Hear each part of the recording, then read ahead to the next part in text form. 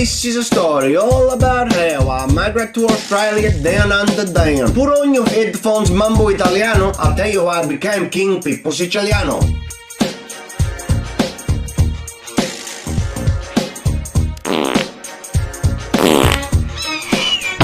In South Italy, born and raised on the orange field, I spent most of my days picking out, peeling, squeezing all fruit and all, hunting the rabbits with rifle I shoot. When a couple of mafiosi who were up to no good started shooting up my neighborhood, I told them vaffanculo. My mother got scared. She said, "You're moving to Australia to meet up with your dad." I begged and pleaded with her day after day, but she picked one shoe and she sent me on my way. She gave me a ticket, then she shaved my back. I rode to the docks on my cow called Big Mac.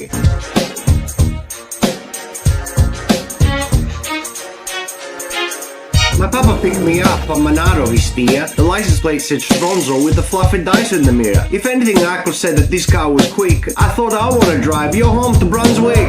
I bought a street with houses about 7 or 8. I get paid rent for 20 years, mate. I married my wife. We have a son who's Australiano. As I sit on my throne as the King Pippo Siciliano.